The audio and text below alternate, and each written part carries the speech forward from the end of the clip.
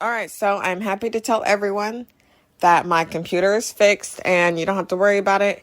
Except, guess what? You do have to worry about it because I've got college classes, I've got schoolwork, I've got a lot of things to do. I'm not going to be posting every day. If you get a video, that's cool. If you don't, that's cool too, because guess what? I've got tons of videos. I got like 60 plus videos that 30 odd or so of them only have like single digit and double digit views. So like y'all go over there and watch some of that crap. Honestly, I got tons of content. There's some people on YouTube that's got like 4 videos and they got like 1 billion followers. I have no idea how that came about at all. Like I don't even know what they did. But honestly, I got loads of content. I've got quick bits under thoughts of mine. I've got gameplay. I've got a Mortal Kombat playlist. I have a Kingdom Hearts playlist. If you love Kingdom Hearts, I love Kingdom Hearts. I hated Kingdom Hearts 3. I'll tell you all about it. My very first video, my very first real video, the very ever first video I posted on this channel was actually gameplay, but that was just to test out how long it would take and whatnot and stuff. So you download and it didn't really serve any purpose because if I have a 2-hour video, it takes a very, very long time. And that's why the premiere usually moves about, because I'll anticipate when it's done downloading and then it won't be done downloading. So I have to keep moving the premiere time. Also, please do not hesitate to leave a comment if you've got any questions. If you've got anything to say about any of these videos, some positive, some negative, I don't care. As long as you get your opinion out there and you feel heard, you're valid. Like, honestly, I appreciate everybody. If the moment I hit 100 subscribers, and I may let it sit there because some of y'all like to leave or get banned or whatnot. So I'm going to maybe at 102 or 105 so that I don't look crazy, so that I don't look dum-dums, and do a congratulations a 100 subscriber live. And in all reality, I got 99 subscribers. So when I hit 100 around that area subscribers, I will be going live, and I don't know what I'm going to be doing at that time, but I will be announcing what y'all are going to be called.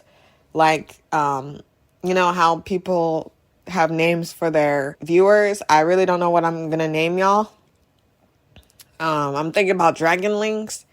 Honestly, I really don't know what y'all leave it down in the comments if you could think of anything as well. But with that out of the way, I would like to discuss my top Netflix picks and bricks on Netflix. All the Netflix shows that I like to watch, that I enjoy watching, and that I recommend to you.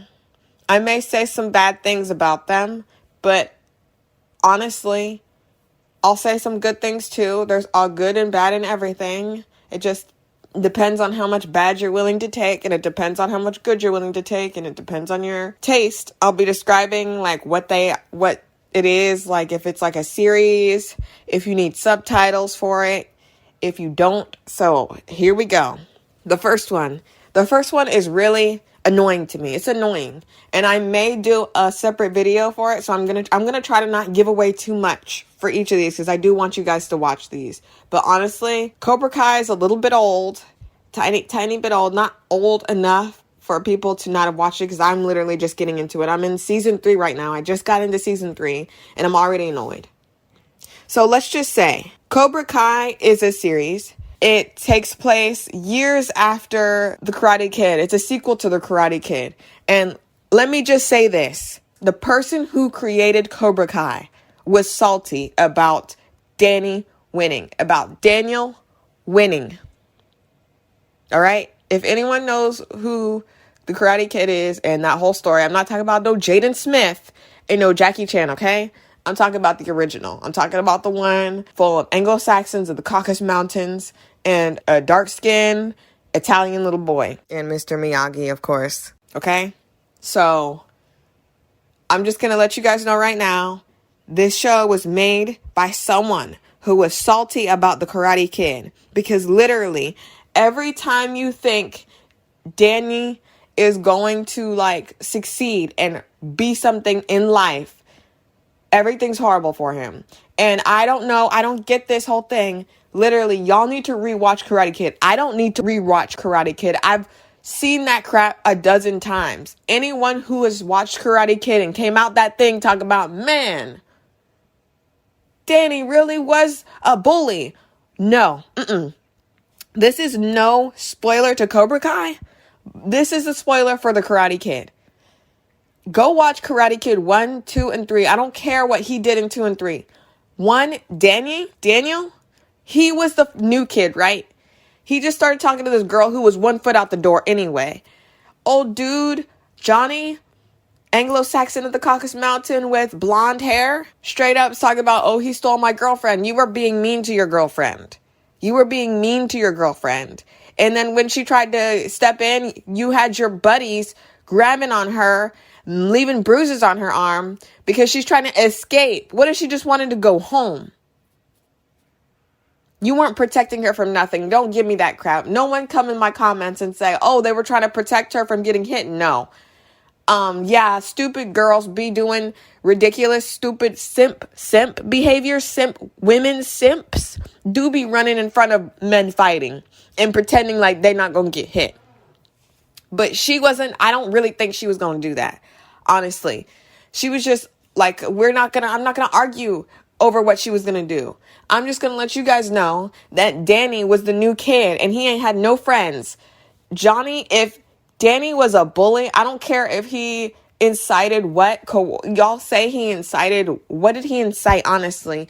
Just because he did these things, he wasn't on his radar, but he would have been on his radar. He beat that boy up every day. Even if he didn't do anything and just walked by, he thought of that little weaselly boy, Weaselly Danny, as a threat.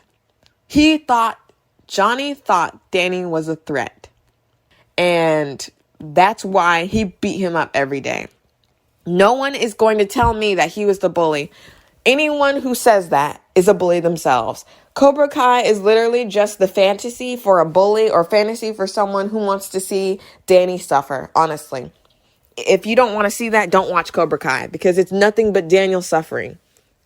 It's a good show. And also, I will say, if you think something's going to happen, they give you nothing but curveballs every time. And there's this dude that's an adult, straight up an adult, that's hilarious. I don't think he comes back because supposedly, so you got to watch it. I can't explain everything to you, but let me just tell you that Stingray, he is hilarious. He is freaking hilarious. Most of the comedic relief comes out of Johnny because he's so pathetic. But Stingray holds the cup for being the funniest person in the whole entire series. And I'm going to say this right now also. Don't hold your breath for ethnic people, okay? Ethnic people only get a few words to say. And then in the 3rd season, I'm not sure how it ends or if she comes back, but the main black woman protagonist, turned antagonist, she leaves. And she was lighter than paper bag. Just saying.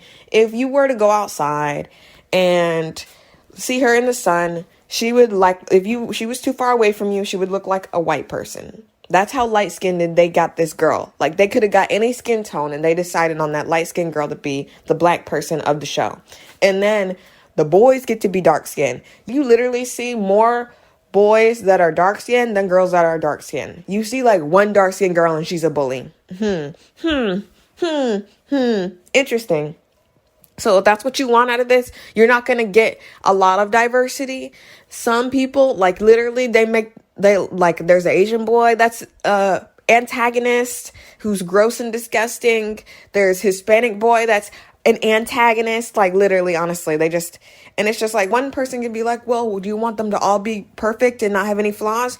No, I want you guys to stop giving the good guys who are ethnic one-lines to say something and then, like, kicking them out. The black girl that was kicked out, that I told you maybe she comes back later in the season. But I'm on season 3 right now. This is the last season before season 4 that's going to come out soon. She's gone. And she barely had it. She was the main focus. And then she kind of just fizzled away. And we never get to see her family, like, together with her. But whatever. Everyone else gets to have their family. And another thing, all the Hispanic people are very, very light-toned, if y'all notice. But whatever. The show is from Johnny's perspective, okay? So you know how that goes. I really don't want to say much more because it spoils a lot. It kind of has commentary about toxic masculinity, but it goes nowhere. Just to let you know so that you're not disappointed. They make it seem like they're going to say something about toxic masculinity, and then they win anyway. Toxic masculinity wins. Literally. The girls annoy me, and it seems like all the women and all the girls of the show are an afterthought, and also antagonists. They do stupid things. The guys do stupid things, but they eventually get what they want. The girls get never any girl gets what they want. And I hate Danny's wife. I hate her. Hate her. Hate. Double hate her. Honestly. You'll know why. Honestly, why did he even get married to her? Like, the way she talks is just annoying. But I can't say much more. What I can tell you guys is nice guys finish last. Even if the nice guys go bad and they do what the bad guys are doing, they lose. They're seen as bad guys. Miyagi-Do is the stronger karate. But it seems like Cobra Kai is the stronger karate because people is getting their nose broken and arms broken from Cobra Kai. But when Miyagi-Do happens, everyone is there to witness it, and it's like, oh, you're so dangerous. I'm just gonna let you guys know right now, a lot of the problems and conflict can be easily solved by calling the police. This show was made for people who were bullied and then they were a bad person later on in life, and then we're supposed to feel sorry for them. Literally. That's half of the enemies in this story. Half of the enemies, most of the enemies in this story, antagonists. Oh, I was bullied, so I'm going to be horrible to everyone. Like, I don't care. I don't care if you were bullied or not. Just because you're a bully doesn't mean you get to shoot someone in the back and then everyone gets to love you. Sorry. But that's how it would end up in Cobra Kai. The person who shot the person in the back would be the hero, and the person that got shot in the back would be the villain. That's how Cobra Kai works. Just to let you guys know so you don't go in there disappointed. You can't have any investment in any of these characters because they'll do something stupid to make you not like them. Especially the women. Especially the girls. So that's just in your face right now. So to not make you feel disappointed. Positives with Cobra Kai. Like I said, it's always throwing curveballs. Danny is the best part of this show. Johnny makes me so annoyed every time he's on screen because he fumbles and tumbles through life and somehow makes it. But Danny has to work 3 times as hard as some slacker drunk, and he gets nowhere. He actually gets 2 steps behind. So is he supposed to turn into a drunk to be good? No, because if he does, he's just going to go to jail and he'll stay in jail. Like, honestly, I just don't understand. But that's Cobra Kai, guys. Woo, Cobra Kai. And I hope you enjoy it because I'm still watching it. One of the only reasons why I'm still invested into the show itself is because I need to see what happens because this is just horrible. It's a bully's fantasy to see how much bullies, adults and children, thrive in society. It's so real, it's scary. Honestly. There's no gray area when it comes to that. Bullies thrive. That's why I said whoever made this is salty about Danny winning with an illegal kick. He was like, go watch that thing again. Stop making it seem like Danny is the villain. Johnny is the villain, okay? Johnny is the villain. He was about to break that boy's legs in Karate Kid. The reason why he's limping and has one leg up is because that leg is broken. Just to let you guys know. He did that illegal kick on a broken leg. So go watch. You can go look out and see if you don't believe me. If you still think you're still on the Johnny train and feel so bad for him, just because he lost in a karate tournament doesn't mean he should have went down the road of degradation and got drunk and had a kid and just neglected the child and neglected his wife, okay? I'm not going to feel sorry for any person who was a bully and then their life turned to crap. And what are we supposed to do? Like, what are we supposed to do about that? Like, it's not our problem. The bullied succeeded. But whatever, okay. I'm done with Cobra Kai. I can't talk about Cobra Kai anymore because I really want to do a separate video for it. The next one, Daddy Girls. Daddy Girls is a UK sitcom. It's a series about these girls and one boy. It's an acquired taste. The accents are strong. Subtitles may be required for the first few episodes because they'll be talking and you're like, okay, you got to slow down. But like I said, it's about girls in a Catholic or religious school getting into funny, crazy situations that don't often, if ever, carry over to the next episode. So it's one of those shows where it's like something crazy will happen and then like the next episode, no one will talk about it. And it's really cool. It's a really bingeable show. It's very bingeable. It's in English, but you'll need subtitles maybe if you're not really good with accents, if you can't catch the gist of Irish accents. But it's a really good show. Very wholesome. They talk about explicit things, but it's not like the whole entirety. It's more of a comedy, but it's interesting because it's kind of like during war. Literally, it's during war. The domestic side of war. Like, you don't see people fighting on the front lines, but you see what happens when there's war going on and you're not, like, exposed to the front lines like the kids are. It's from their perspective. It's very much from the children's perspective. And the adults sometimes, but when we are at the adults' perspective, we do see them fighting. We see the carnage. We see what happens to the stock. I think it's really interesting. It's got 2 seasons, so if you're, like, get invested, hopefully if more people watch it, they'll make more episodes. I don't know how long ago they made this, but I, more recently than not, seen it. And it looked really recent. But I'm done talking about that one. The next one is Typewriter. It's a drama series with 1 season. It's about Indian children solving a ghost mystery. It's an acquired taste watch. It drags sometimes, but there was no moment where I was just like bored. It was very fun. The actors are very invested in the art, in their art. Children actors are very good as well. Better than usually the average child actor or actress. They were really good. There's not much to say without spoiling it. I can only say what I've said about it. But if you like it based on that, go watch it, please.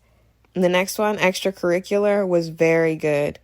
At the edge of my seat, every episode, like when it ends, you are at the edge of your seat. It is a drama series. It's in Korean.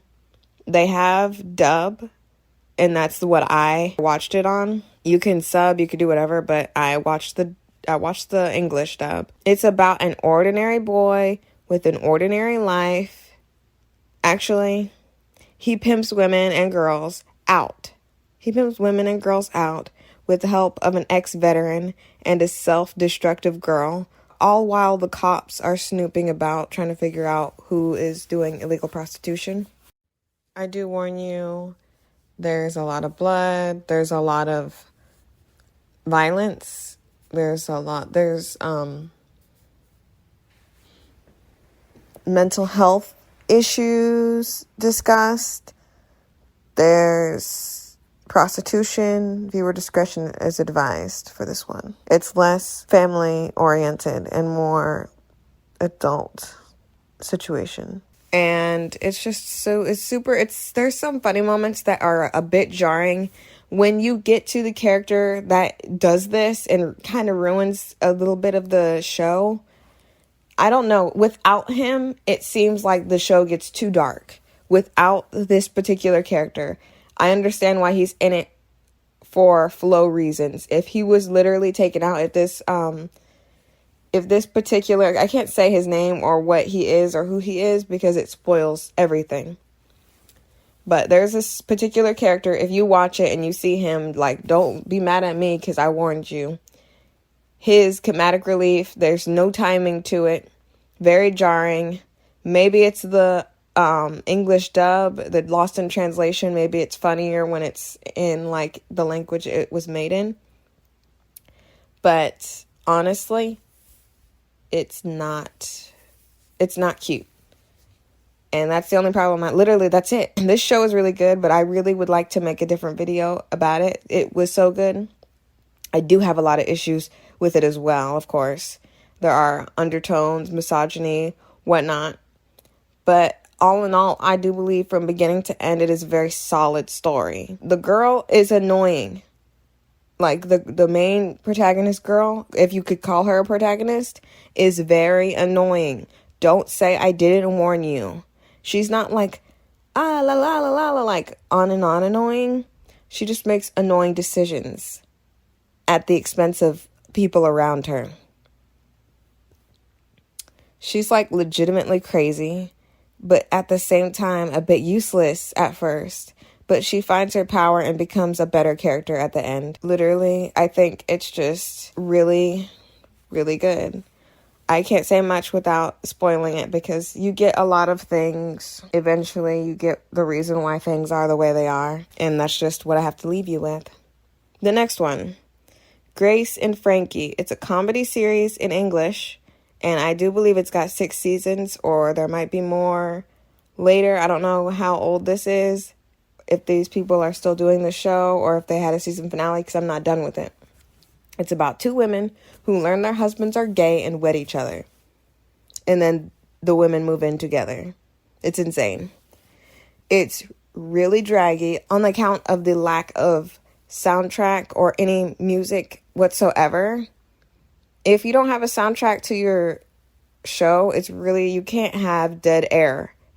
And they have dead air sometimes, but it's funny. Like, the beginning, it drags. If you can get through the beginning part of their show, you can get through the rest of it. The worst of it is in the beginnings, from what I can see, because I'm not done. It could get worse, but I can tell you it's dragging. It has no bingeable qualities. You kind of don't really want to see what happens next for the most part. You just kind of, it's one of those things that you can literally watch once a week and be fine. Nothing that you would really want to watch daily. Maybe every other day. But I am willing to support women actresses, gay people. I'm not sure if these people are really gay or if they're just playing people who are gay on TV, but I am more than happy to support the LGBT community and the women community, honestly. It's a series with too many seasons. Like I said, cannot be binged. It's not boring, but it does drag so much. There's extra people, like there's different characters, there's adopted children and stuff like that, but it's not something you can get invested in and just be like, oh, I wonder what happens next. It's just like cool to watch or whatever. Next one. Keguryu? Hekagao? Hekagao? Hakagao? Kakagao. Kakaguru.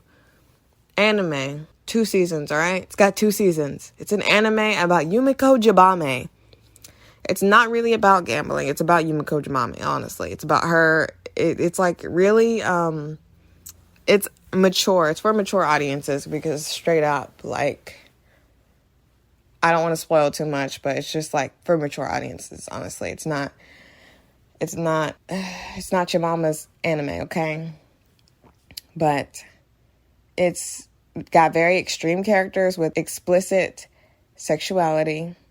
The live action was super loyal to the original, but they make one of the many Asian girls have her eyes closed to match the design of the anime counterpart, but I hate that. Like, honestly, if you ever do a live action Pokemon, do not do that with Brock. Like, they literally made his eyes look like that solely for, I have no idea. Honestly, that's like really like for no reason. Like, there really is no reason to do that because we get the gist that almost every person in like an anime, if they're talking about Japanese or wherever they're saying they're from, they're Asian and they don't look like that. So there really was no reason to do that. And I think that's just gross. And I'm not Asian, so I don't know how they feel about that, but I just feel a little strange about that. But it's really good. Kind of can tell what's going to happen, honestly. So it's not like something, oh my goodness, what's going to happen at the edge of your seat. It's just like entertaining. It's entertaining. The next one, A Girl from Nowhere. It's a Thai series with 2 seasons. I don't know how many seasons are going to come about, but I think this second season's new. I'm on the second season. I'm not completely finished with it, but it's about a girl named Nano who travels to different schools and seems to be the devil on their shoulder to push the morally unstable into showing their true colors. It's an anthological series with almost no passing over into new episodes, usually part 1s and part 2, if any of them. I do believe there's like 2 or 3 episodes where it's like part 1 and part 2. Drags. They should have just kept it to 1 episode because that's how this show works. A Girl from Nowhere is like 1 episode, 1 place. The next episode is another place. They need to keep to their strengths. You kind of can't tell what she really is, if she's a devil, if she's an angel. What is she? She's a robot because her name's Nano. But honestly, it's a really interesting show. Like I said, it's not like a, oh my goodness, what's going to happen next? Usually. There are a few episodes where there's part 1s and part 2s, but that usually doesn't happen. So the episode you're watching is the episode you're going to finish and you're going to get a conclusion to the story. This one also has a lot of blood, a lot of adult situation, sexual assault. So if you're not like ready for that or it's too much for you, I don't recommend A Girl from Nowhere. The next one, number 8, Agretzko. It's an anime series with, I do believe there's 4 planned seasons plus holiday specials and whatnot. It's about an anthropomorphic animal at work and living life, following Agretzko, the relatable red panda, and her dealing with friends, family, and romantic relationships. She's annoying. She makes annoying mistakes and decisions that make her literally she can win $1 million and by the end of the show, she has no money. That's the type of person she is, and it's really annoying. That doesn't make her relatable, it just makes her annoying. It's like, stop making these mistakes. She's like, why can't I get a boyfriend? There's a dude right in front of her that likes her, and she's like not trying to talk to him. And then when she is trying to talk to him, he's already got a girlfriend. Like, literally, I hate that. Stop doing that. I don't care if it's animated or in real life, like live action. Stop doing that whole side thing where do I like you? Do I not like you? It's gross. I hate that. Like, no one likes that. No one likes that. It's disgusting. So, number 9, Flavorful Origins. I do believe it's in Chinese, like Mandarin Chinese. It's a documentary series with 3 seasons, I do believe. It explores culinary secret. It's an acquired watch.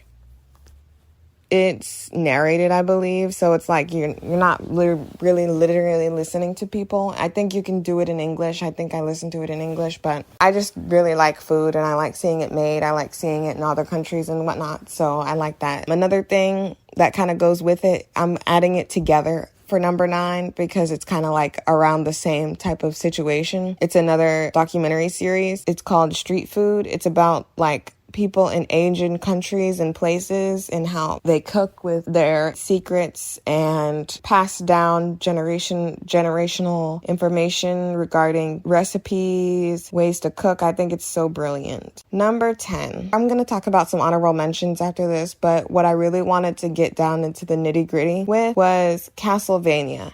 Now, Castlevania is a really good anime. I can watch that and be satisfied. And one of the biggest things that they do is they don't make the black person look insane. Usually when there's an anime, it happens with white people too. If you've seen Death Note, which I have a video about it, if you want to go see it, go watch it on my channel. It's under the holidays playlist. But in Death Note, Americans look crazy. Like, usually in anime, they make people who aren't Asian look insane. Freaking insane. Depending on who's making it. Because Pokemon most definitely had Brock looking questionable. But I like the fact that Brock was the only one with dark skin. But unfortunately, subliminally, he also has issues regarding his lack of personal space when it comes to women. But I digress on that. Castlevania is, from what people say, really good considering it's from a video game. Usually when you guys make things from a video game, y'all fumble and stumble the ball. Like you don't even know what what you're even doing. Like literally you go dumb for like 50 years and you just have no idea what to do. Sonic is crap. Pokemon, the live action is crap. Try again. It's not working. That's not how you make video game movies. Mortal Kombat was crap. I also made videos about that. It's under the Mortal Kombat playlist if you'd like to see it on my channel. Castlevania, I never played it. Never in my life. But I do remember my cousins playing it. My mom played it and she said it looks pretty well. It did a pretty good job. I'm not really into it. I don't know who's who. The show does not do a good job telling us who's who from the game. Me personally, I feel like if I ended up playing the game, I would only know a few people and I wouldn't really know lore. But maybe it's giving to the people who know what's going on. I wouldn't want it to hold my hand the whole way, because if I did know Castlevania, I would see that as a weakness in the storytelling. But Castlevania, according to people who played the game, is very loyal to the source material. That's great. Now, those were my top 10 in no particular order Netflix picks that I would recommend to everybody who watches my channel. If you're looking for something, I would recommend those 10, 11. I would say 11 because Flavorful Origins and Street Food are two different shows, but I put them under 9. But those shows are Netflix originals. If I didn't talk about something that's on Netflix, it's because I'm doing a different video for the ones that are found on Netflix but are not Netflix originals. This video is dedicated solely to Netflix originals. Now, let's do the honorable mentions. The Platform. It's a movie. It's really insane. It's intense. It's an acquired watch, and also you have to dub it if you want to see it with English subtitles. You can, but I don't even know where it came from, honestly. I would have to look it up, but you can watch it in English and it'd be just fine. It's not jarring, really. The lips, like, you can't really tell that much because they're in the darkness most of the time. But The Platform is basically commentary on how the world works. And that's all I'm going to give you because saying any more spoils the whole thing. Next, Kingdom. I kind of liked Kingdom. I haven't been able to get through it because it's something that it's not bingeable, really, to me personally. I don't remember if it's in English or I had to use English subtitles, but it's a foreign watch and that's fine. Y'all can get over it if you have to watch the little subtitles.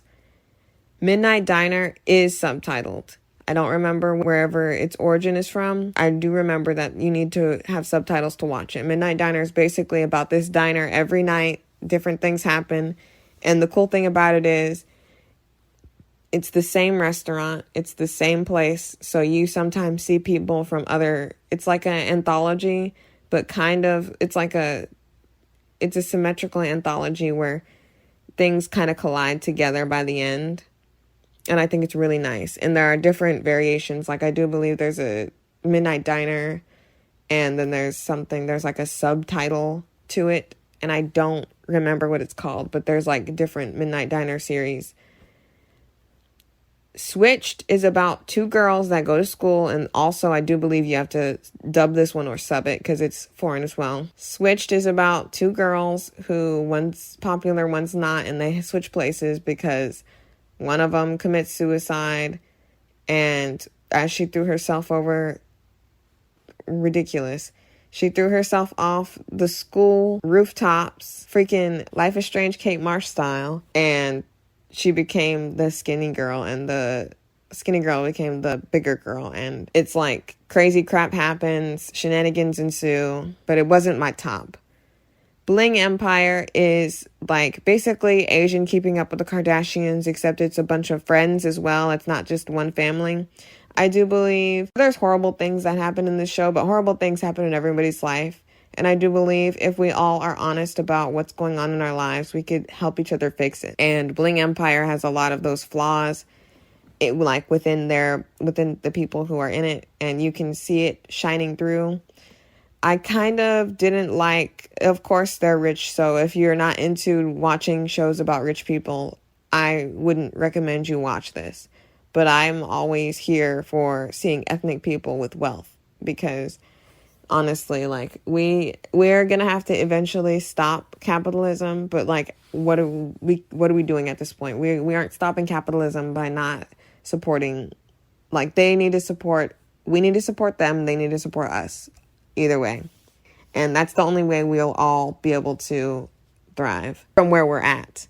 If we were starting from zero, we wouldn't have capitalism. But since we're so deep in the freaking hole, the only way to do this is to go sideways, okay? And the last one I'm going to talk about is I Care a Lot. It's a comedy. It's a movie. It's got Peter Dinklage. It was really strange to see him, like, because I didn't even see him credited. It was kind of like a surprise. It was like shock, like, wow. I love seeing Peter Dinklage. But it's got that girl from Gone Girl. I hated Gone Girl solely because she went back home. Literally, if she would have just faked her death and stayed away, she wouldn't have looked like such a simp. Seriously. She looked like a simp. How are you going to do that? Like, take blood out your arm, throw it on the floor, and then come back to your husband and say, oh, I'm fine. Oh, I'm fine. Like, are you serious? He's going to strangle you in your sleep. Like, are you serious? You're going to come back? What? Why would you even want to be with him? Gone Girl made no sense, legitimately. If a woman did that in real life, she would be simp enough to come back. But you know what? I do believe, hopefully, someone's out there to grab her and keep her in a room until she says she never wants to go back. Because honestly, that is insane. Hopefully her mom would be there to keep her in her room, do something, because this, like, Gone Girl was just so disappointing. But I kind of hated the end of I Care a Lot. I don't want to spoil it because I'm trying to be as non-spoiler as possible, but I am going to say that there are spoilers for things in here because I'm talking about it. I didn't like the ending. I hated the ending, but I do believe the journey was funny. It was interesting. Threw curveballs at you when you thought something was going on, then something's different. It's pretty interesting. And I would highly recommend you watching I Care a Lot.